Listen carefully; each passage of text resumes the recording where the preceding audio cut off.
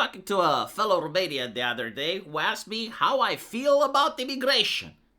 And I said, absolutely not. Like, I will vote for the most extremist, clownish, unqualified politician I can find if it actually means that we will get less immigration. And my fellow Romanian one like, well, V, that is so anti-European of you. Are you a racist?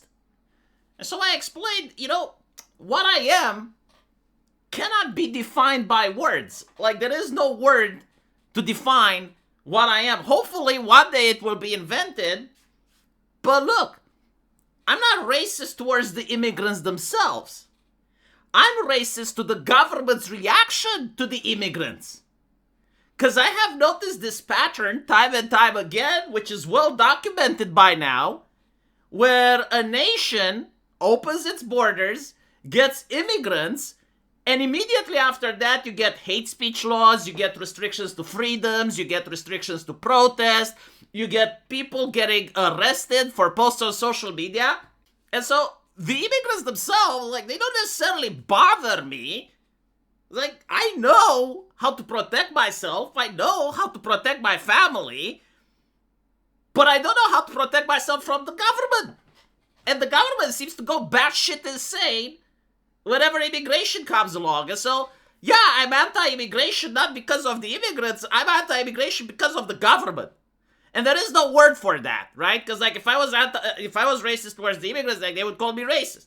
But, like, what is the word when I have nothing but contempt and a severe lack of trust in the ability of the politicians to not chimp out whenever immigrants come along?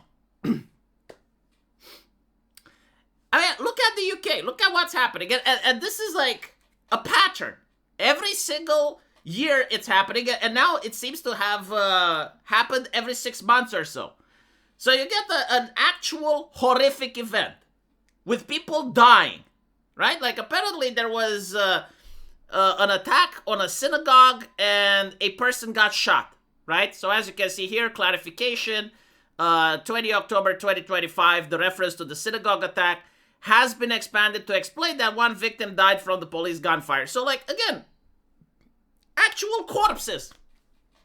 People died. What is the government solution? To give police broader powers to restrict repeated protests. Now, the pea-brain people, because again, like, I don't trust the government, but I also don't trust some of the people in my country. Because they have absolutely no critical thinking, right? So, like, the pea-brain people are going to look at this event and they're going to imagine that, oh, well, if an event like this gets repeated in the future, right? Like, if, let's say someone gets shot and there's a protest at a synagogue, the police will crack down, and that's perfectly fine because, like, I don't agree with the protesters anyway. Or they will think that it's also going to be about Jewish communities and immigrants. It's like, well, it's not my problem. But that's not what the law says.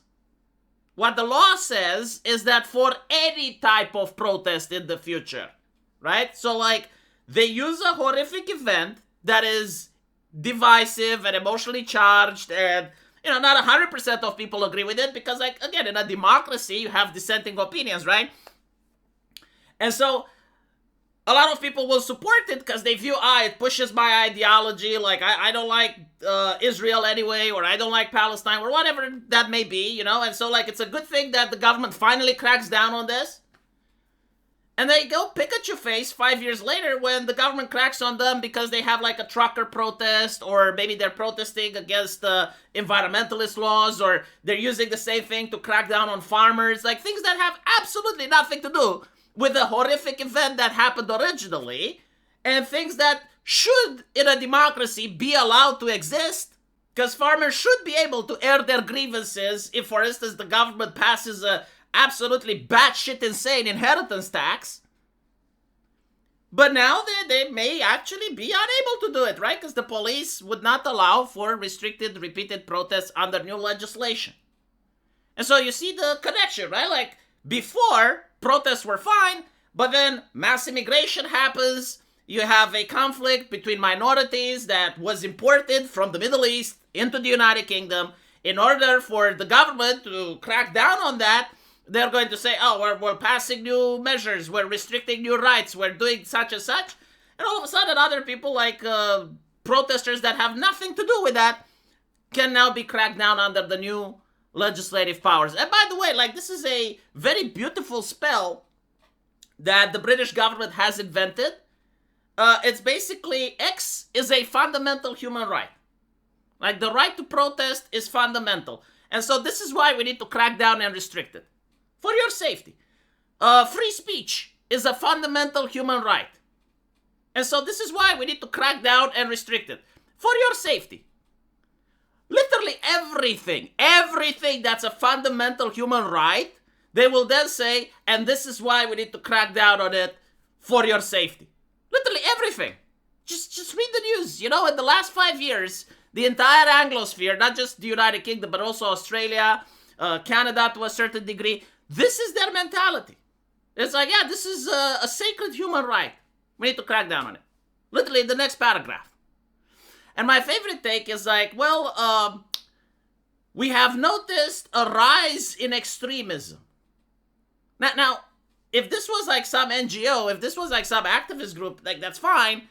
But this is being said literally by the people that are paid to make sure that the rise in extremism doesn't happen under their watch. Like they have CCTV footage. They have social media algorithms. They got AI. They can literally look at where a person is based on their smartphone. Like when they had like the two-tier Kier protests, they arrested people based on their geolocation from the smartphones they're carrying. Like I want you to understand like the level of technology that they have and the amount of cash that they take from people in order to make this apparatus going.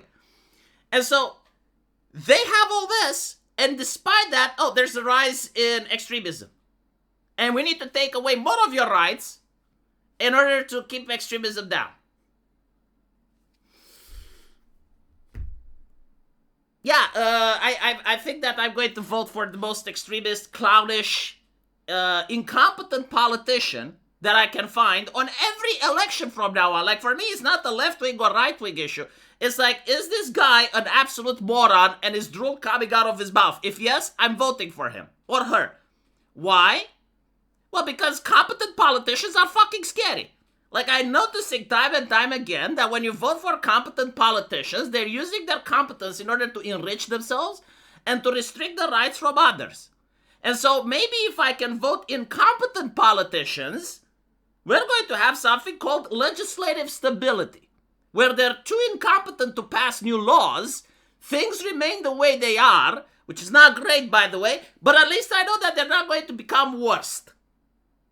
Like, by having politicians that are absolutely morons, or they fucking hate each other and are incapable of governing, would actually create more prosperity rather than less. I know it's paradoxical. I know it doesn't make any sense, but seriously, just think about it. Anyway, let me know what you guys think. And as usual, I will see you in the comment section. Take care.